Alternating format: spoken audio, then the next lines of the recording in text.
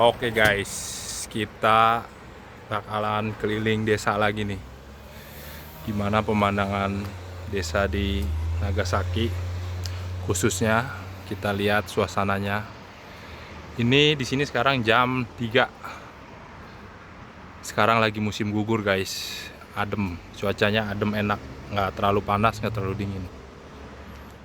Suasananya di pedesaan Jepang. Gimana suasana selanjutnya, ikutin vlog gua. Oke, thank you. Nah, sekarang kita udah lagi di jalan di desa sebelah guys. Nih suasananya asri banget guys. Nah, oh,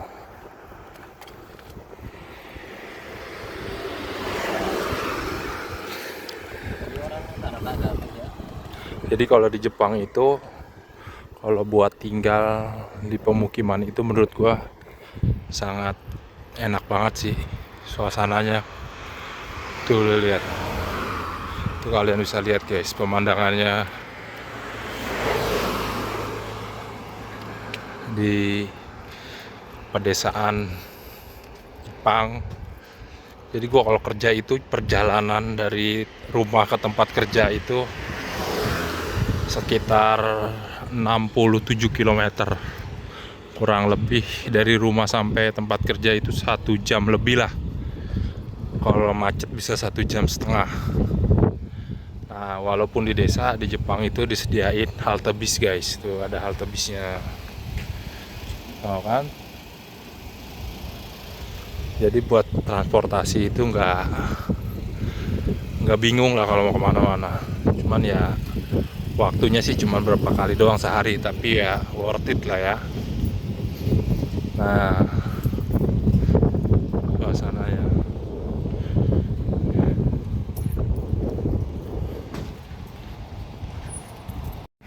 Nah, sini suasananya guys. Nah, kalau di sini di Jepang tuh di sini ada Tuhannya guys, nih Tuhan orang Jepang nih.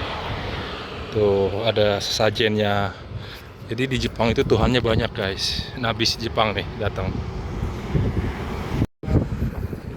Di sana ada kampung yang warganya sedikit guys. Jadi desanya desa yang terpencil. Nanti kita ke sana. Nah, gimana lihat suasananya? Katanya sih bagus banget tempatnya guys. Tuh.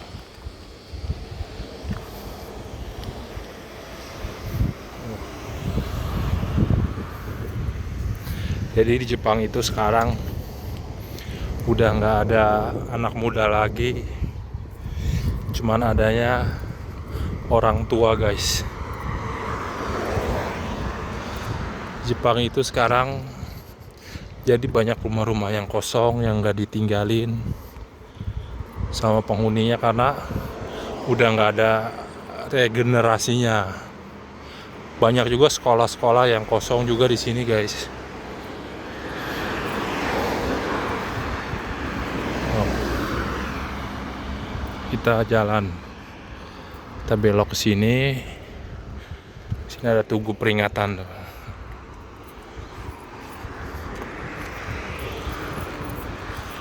Jadi di Jepang itu ya nggak ada anak muda, apalagi Karang Taruna guys. Sini cuma nenek-nenek, aki-aki, ya ada nyempatin diri buat di sawah, di ladang gitu kan. Tapi kalau ditanya buat kehidupan kakek-kakek, nenek-nenek yang hidup di Jepang yang udah nggak kerja lagi itu gimana gitu, kalau misalkan ada nanya. Jadi di Jepang itu ada pensiunan guys. Walaupun kita kerja di di perusahaan swasta atau di perusahaan-perusahaan yang non pemerintahan, karyawannya yang udah pensiun itu dapat uang pensiun setelah pensiun. Ya kurang lebih sama kayak pegawai negeri lah kalau di Indonesia. Jadi buat kakek-kakek, nenek-nenek di sini itu buat tinggal di masa tuanya, jadi nggak mikirin lagi guys buat hidup karena udah ada uang pensiun walau dia bukan pegawai negeri. Nah, itulah sebabkan Jepang itu punya asuransi pensiunan atau disebutnya di sini Nenki. Nah, kalau di Indonesia diberlakukan sistem kayak begitu sih menurut gue bagus ya. Jadi di hari tuanya buat para pekerja buruh swasta gitu, jadi nggak terlalu bingung gitu buat hari tuanya, ya kan? Nggak cuman pesangon tapi dapat uang pensiun. Jadi di Jepang itu usia kerjanya itu guys, nggak ada batas kerja, nggak ada batas usianya. Buat kerja di Jepang itu buat warganya mau umur berapapun masih bisa kerja selama perusahaan itu masih mau nampung, dan kebanyakan perusahaan itu mau nampung walaupun sudah 65 tahun. Nah sekarang nih tempat gua kerja ini ada kakek-kakek guys yang masih ngelas, umurnya udah 67 tahun, coba bayangin. Tapi masih segar, orang Jepang umur 67 tuh masih segar, masih kuat lah. Aktivitasnya masih bisa aktivitas berat lah. Masih bisa ngelas coba. Kalau di Indonesia mungkin umur 60 sekian karena kebiasaan makan, mungkin udara atau apa ya. Ya mungkin ya udah fisiknya udah lemah gitu kali. Tapi di Jepang itu umur 60, 65 ke atas itu masih segar. Masih bisa kerja, masih bisa aktivitas di luar lah perusahaan gitu lah. Nah mungkin karena kebiasaan hidupnya lah. Ya menurut gua buat sekarang kerja di Jepang itu ya gimana ya, nggak terlalu, mungkin nggak kayak dulu gitu. Kerja di Jepang itu enak segala macam, tapi sekarang karena di Jepang itu ekonominya lagi menurun banget, drastis guys. Bahkan sekarang itu yen kita itu pertukaran duit dari yen ke rupiah itu 1 yen itu 104, 102. Iya segitu. Mungkin di 2020 sampai mungkin puncaknya di 2020 pas Covid. Yen Jepang lagi tinggi-tingginya. Kalau dikirim ke rupiah, dari 1 rupiah bisa sampai 150. 1 yen bisa sampai 150 rupiah. Jadi kalau kita ngirim ya 10.000 yen dapatnya sekitar 1.500.000.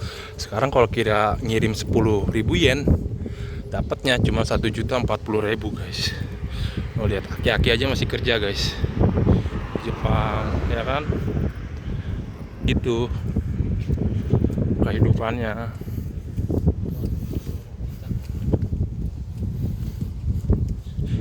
Ya buat kalian teman-teman yang mau ke Jepang, intinya menurut gua ya jangan ikutin misalnya teman-teman ketemu brosur di internet atau di jalan atau di mana yang belum pernah ke Jepang, terus tahu punya ketemu brosur yang gaji di Jepang itu 20 juta atau 25 juta sebulan atau 30 juta lah bahkan. Menurut gue itu cuman iklan doang guys, bullshit itu. Jadi lu jangan pernah jangan pernah terhasut oleh iming-iming belaka. Jadi lu yang mau ke Jepang juga lu harus cari tahu dulu gaji di Jepang itu sebenarnya berapa sih, terus kerjaannya kayak gimana. Jadi ketika lu mau ke Jepang itu, jadi kalian udah tahu guys, punya gambaran di kepalanya di Jepang tuh seperti apa. Jadi nggak cuma ikut-ikutan doang. Kalau misalnya ikut-ikutan doang karena ke Jepang terus lu berangkat, akhirnya lu udah sampai ke Jepang, terus kalian tahu realitanya kayak gimana hidup di Jepang. Wah itu nyesek banget sih menurut gue.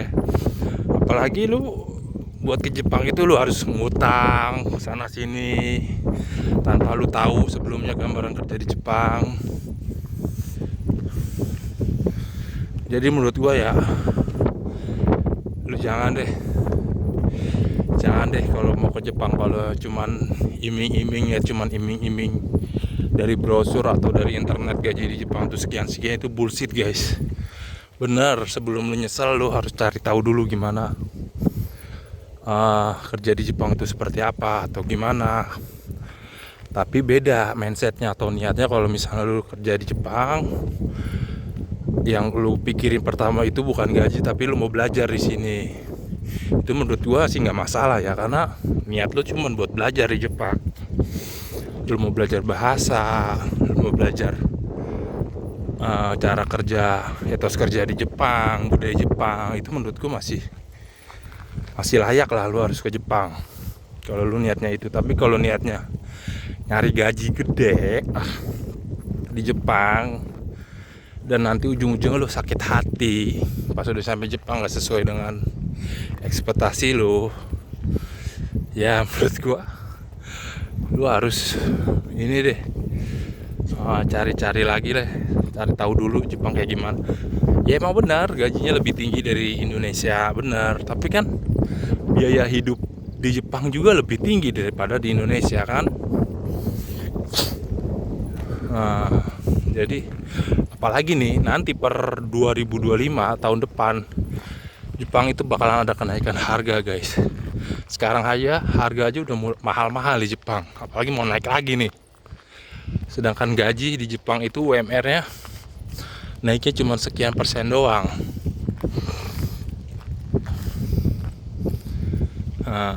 Makanya menurut gua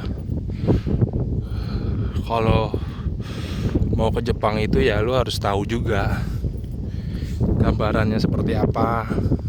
Mungkin orang-orang yang pertama kali ke Jepang itu magang, yang udah magang di Jepang itu di 2017 ke bawah lah ya, 2019 2020 ke bawah lah ya, yang masih ada sistem magang di Jepang atau Kensusei, mungkin tahu lah gimana Jepang. Tapi buat teman-teman yang sekarang ada program Tokuteki no yang belum pernah ke Jepang dan ada visa Tokuteki no, itu kita harus ngambil SSW atau sertifikat profesi lah intinya.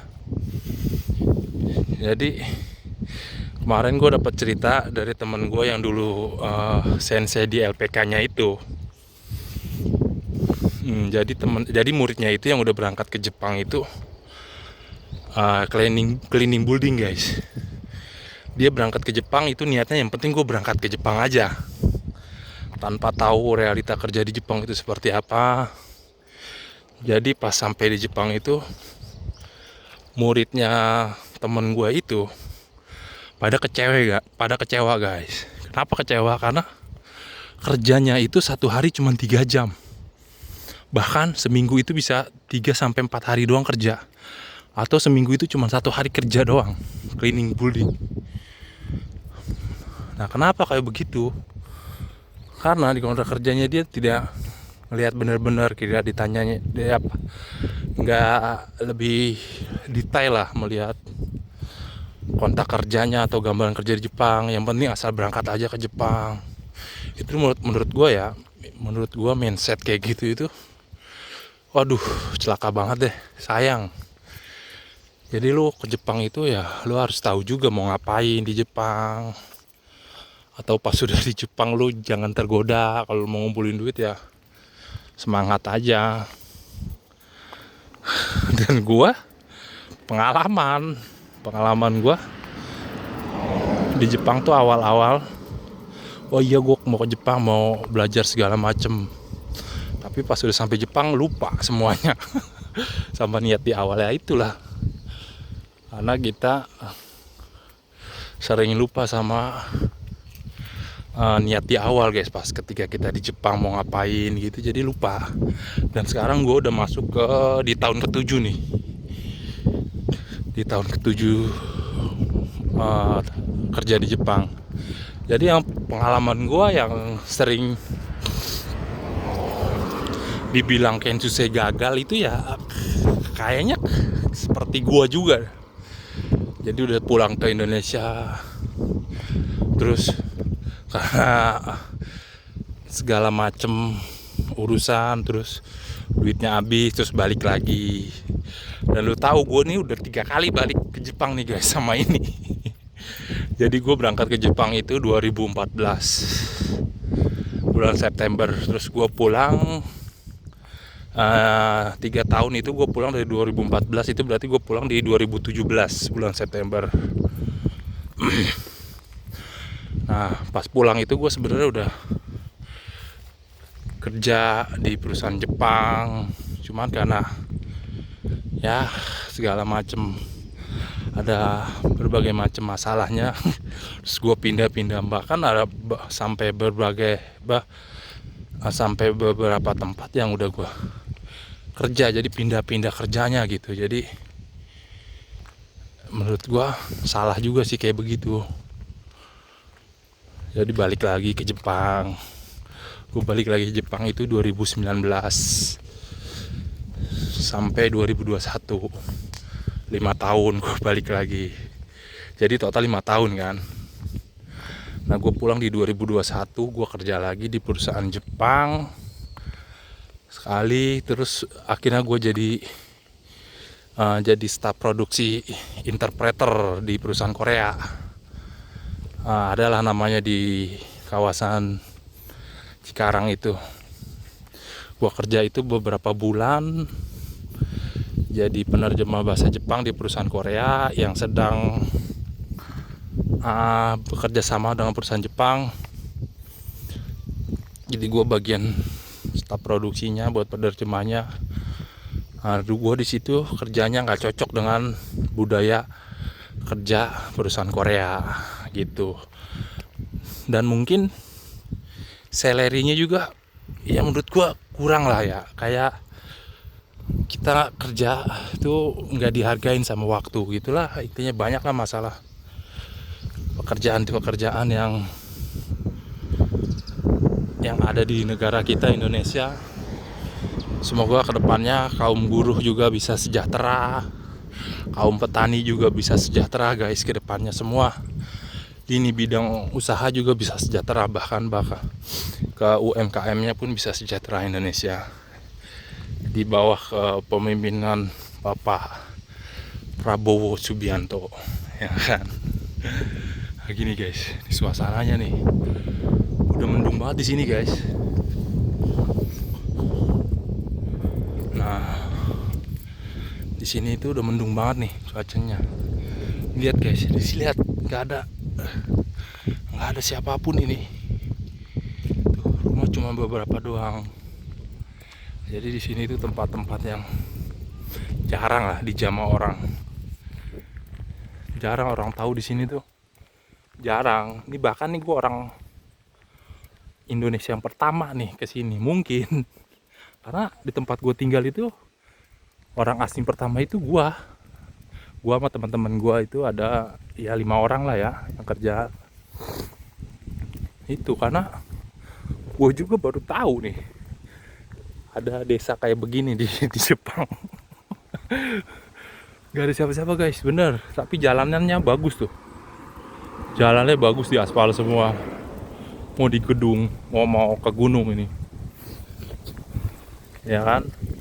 Nah kemarin kan gue bikin video tuh di YouTube kan, dan yang komen itu banyak banget guys. Gue bilang di Jepang itu walau pelosok-pelosok itu jalannya di aspal. Dan yang komen dia bilang apa, Mas kelamaan di Jepang sih mas, jadi nggak tahu sekarang di Indonesia itu udah di aspal semua jalan-jalan desanya. Anjir, gue nggak tahu banget itu guys. Emang bener ya, di Indonesia itu sekarang desa-desanya udah di aspal semua guys ya. Kalau kalian tahu, komen lah di bawah ya kan. Gue bilang, wah iya kali, gue mungkin nggak terlalu tahu nih desa-desa di Indonesia nih, apa udah di aspal semua apa belum gitu kan. Jadi gue kan bikin video begitu, jadi apaan sih ya kan. Di Indonesia aja desa-desanya udah di aspal katanya yang komen di YouTube gue itu kemarin.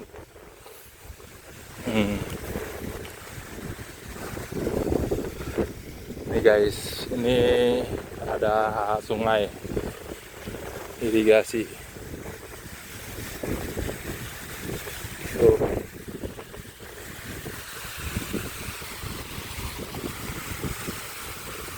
Ada bebek guys. Guys tuh. Oh, ada bebek guys. Bebek kita bisa terbang. Di Jepang itu nggak boleh kita berburu hewan liar guys. Nah, jadi bisa ditangkap polisi kita. Hewan-hewan yang inilah yang terbang-terbang itu nggak boleh diburu. Tapi kalau mancing ya boleh. Nah di sini biasanya banyak ikan wadernya nih, wader. Tuh. Kalau di daerah gua disebutnya ikan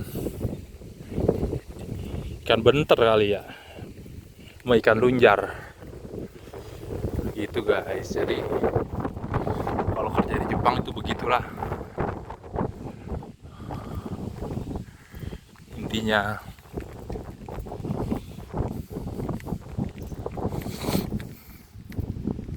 Gimana guys pemandangannya di sini? Desanya gimana guys? Desanya nggak ada siapa-siapa coba. Udah mendung banget cuacanya tadi, cerah kan? Tuh. Bahkan di sini itu di Jepang itu orangnya introvert parah lah ya. Bukan parah sih, mungkin kebanyakan orang Indonesia itu orang Jepang itu introvert lah ya. Jarang ada yang keluar. Kalau di desa Indonesia mungkin udah banyak yang keluar nih. Pada nongkrong, pada ngobrol sama tetangganya. Jepang jarang guys. Kayak gini. Tuh. Jangan. Kayak beginilah suasana di pedesaan Jepang. Oh. Nah tuh, di sini ada tempat pemujaan guys. Para tuhan-tuhannya orang Jepang nih, dewa-dewanya orang Jepang nih. Ada air minum, ada duit kadang-kadang, ada sake. Tapi sebagai orang Muslim, jangan mengganggu agama orang, udah biarin aja. Walaupun ada sajennya apel, buah-buahan, minum-minumannya, nggak usah diambil lah. Karena kita juga hidup di negara orang, jadi harus tahu aturan. Nah, di sana juga ada pemakaman. Tuh. Di atas juga ada pemakaman orang Jepang nih. Ya kan? Ya beginilah suasana desa di perkampungan Jepang.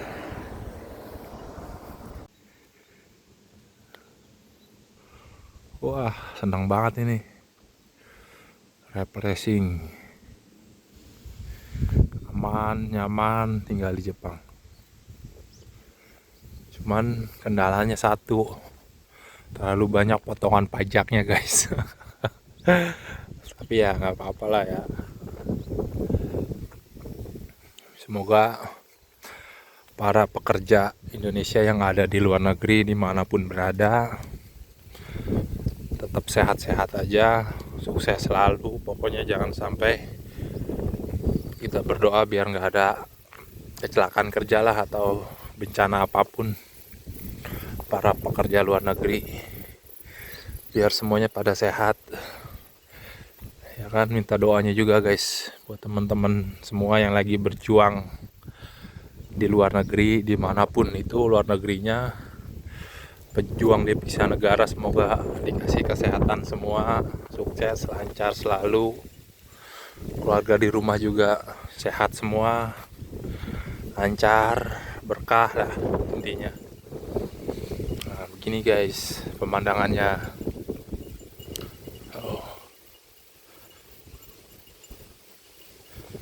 Sahdu banget kan, anginnya banyak nih. Tuh di sini juga banyak rumah kosong nih guys, tuh ada rumah kosong tuh.